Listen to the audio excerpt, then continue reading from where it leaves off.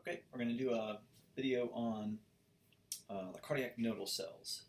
So I want to introduce briefly where these cells are found and their general function, and then the focus will be on the electrophysiology of these cells. Okay, so we start out very schematically, right?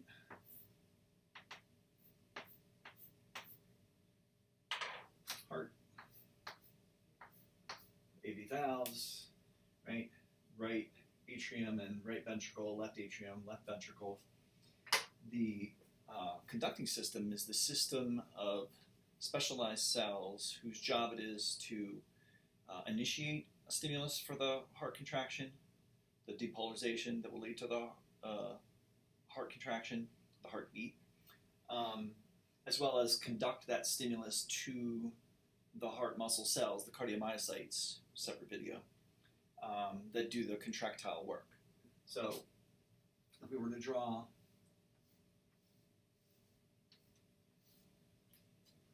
our conducting system, it would be comprised of the SA node, the internodal tracts, the yellow lines here that sort of pass the stimulus through gap junctions, right, found at the intercalated discs between the cells. And that's the depolarizing stimulus travels cell to cell to cell. These are excitable cells, meaning they have voltage-gated channels. And so, of course, the stimulus for most of them, not all of them, but most of them is depolarization.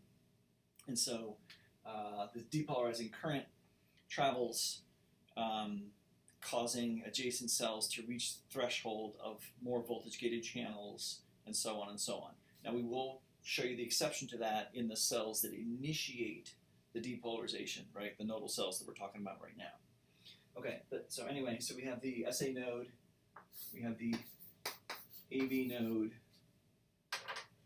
Don't forget we have the fibrous skeleton that sits here at the junction between the atria and the ventricles, kind of surrounds the valves, and that is an electrical insulator, right? So it does not allow the stimulus to passively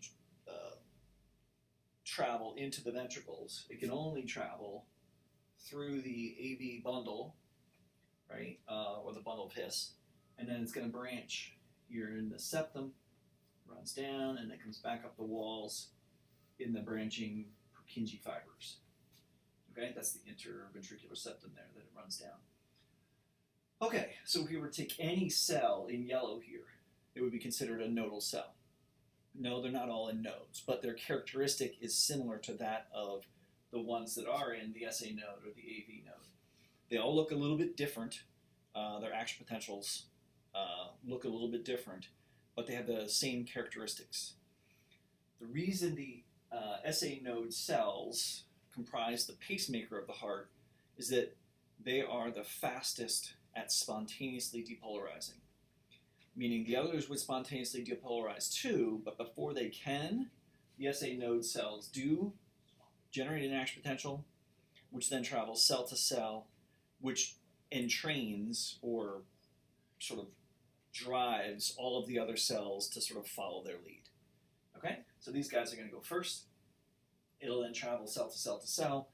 Again, we'll have to explain how that happens through the gap junctions, traveling throughout the conducting system, which then at the conducting system hands off, quote unquote, that stimulus, the action potential, to the cardiomyocytes. Remember, the cardiomyocytes make up 99.99% of the heart muscle.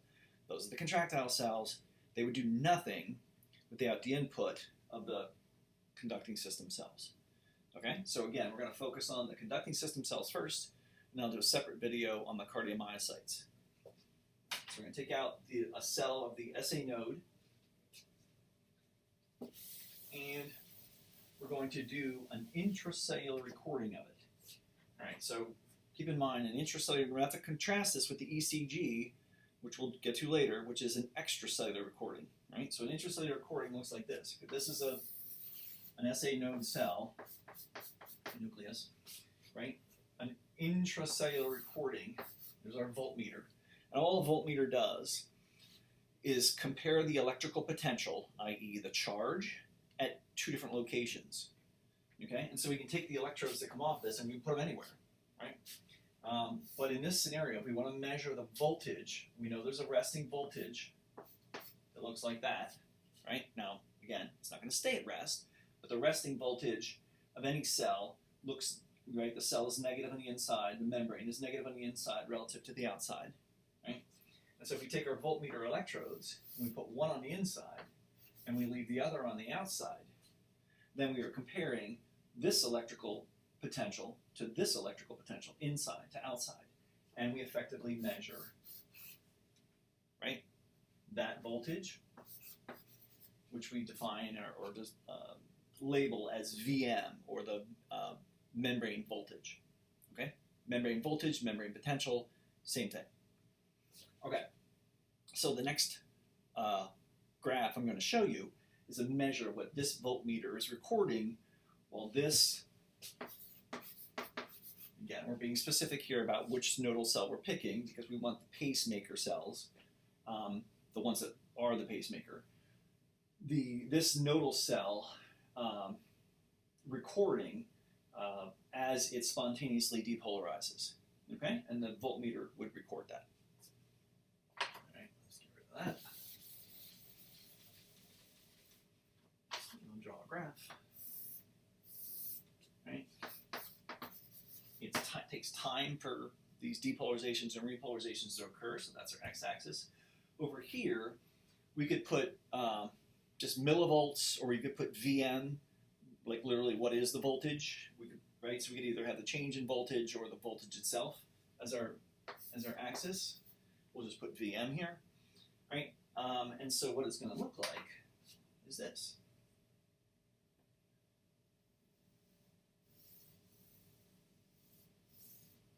Right? And so on, one after another. Now, and I'm going to color code this a little bit here in a second. So this is our action potential. There's another one, starting to occur over here. And it's really broken up into three main phases, 1, 2, and 3. Okay? They're actually numbered a little differently than that in the literature because the cardiomyocytes have more phases. So the numbering system is a little odd, but there are 3 phases. Right? This first phase, which I will color green, or green and yellow, I guess. Right? Again, we're repeating over here, is called the pre-potential.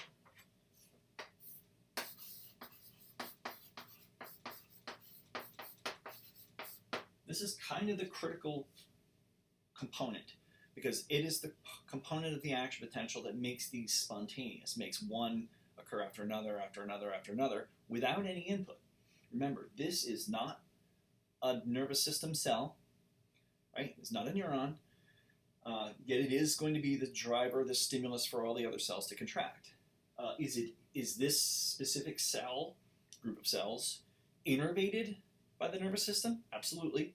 We will talk about that, right? We have to be able to adjust the rate of the heart, right? The only thing we can adjust at the nodal cells. But they're not neurons, right? And so they're cardiac muscle, specialized cardiac muscle cells that will spontaneously depolarize to generate an intrinsic stimulus to generate the heartbeat. All right, so our pre-potential, if we were to sort of, I'm going to move my label down here. Right, if we were sort of to block this time frame, is due to largely, there is another ion current that kicks in, but it's largely due to what's called funny current, IF. Remember, I for current, the F for funny. The reason it's called funny current is that these are very odd voltage-gated channels.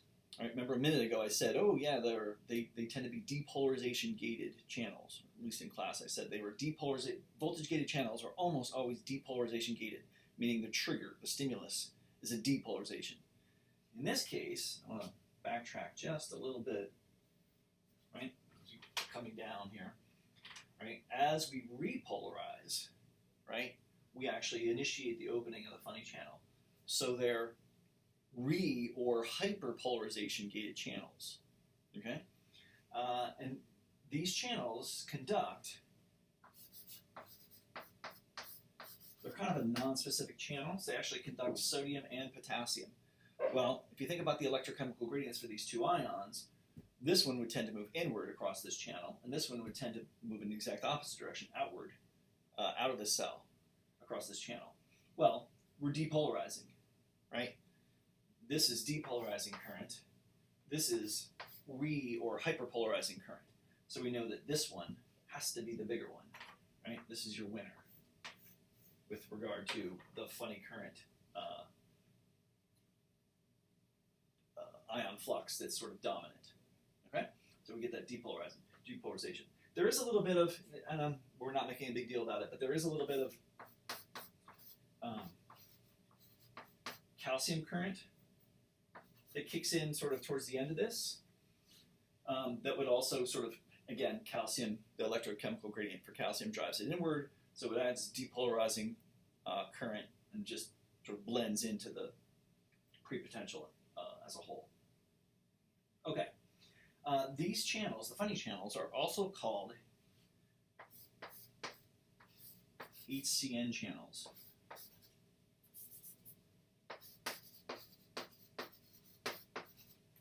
All right, and what that stands for is hyperpolarization activated cyclic nucleotide gated.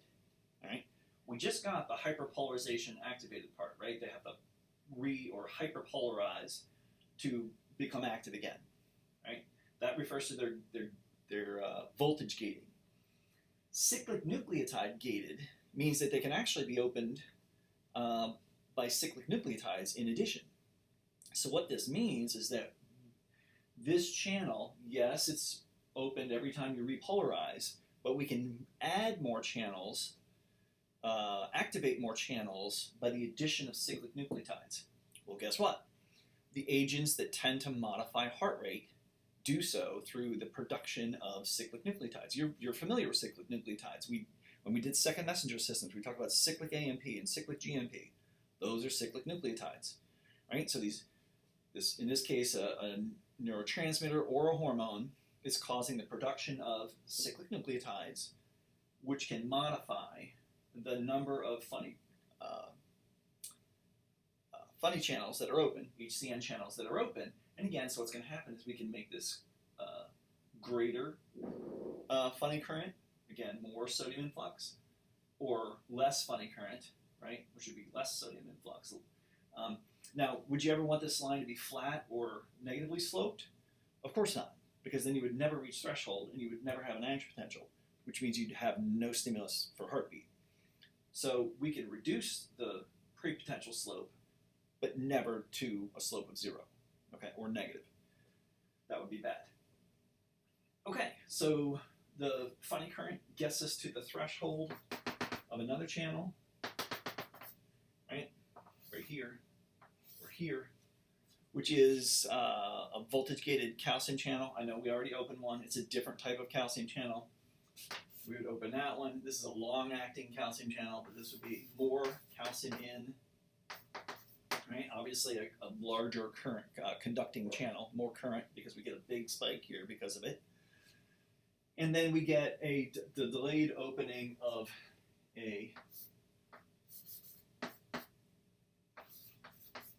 potassium channel, right? And again, that's separate from the potassium that's passing through the funny channel. This is an slow outward rectifying potassium channel. What that means is that it only allows potassium to exit, which is the way it tends to go anyway, right? Because the chemical gradient, the electrochemical gradient for potassium tends to drive it out of the cell. So, details aside, we open a voltage-gated potassium channel that repolarizes the cell, but in the process of doing so, activates the funny channels again, prepotential, gets us to threshold, calcium influx, potassium efflux, gets us to prepotential, the funny channel opening, right, over and over and over again. Again, by modifying this largely, not entirely, but largely through the slope of the prepotential, we make it steeper. These end up getting closer together, right? This would get up here faster if we made these steeper, right? In which case, this action potential would be here, and the next one would be closer, right? You'd have 3 action potentials shown here instead of 2, and the heart rate would be higher, right? So increasing the slope makes them come closer together. decreasing the slope separates them farther, and you get a slower heart rate. Okay. Again, we're going to follow up on this because this cell linked to a cardiomyocyte cell somewhere at the ends of the conducting system is where we have we reach the stimulus, the voltage threshold for the channels in cardiomyocytes and get a cardiomyocyte action potential, which is going to look a little bit different than this one. Well, quite a bit different from this one. Okay.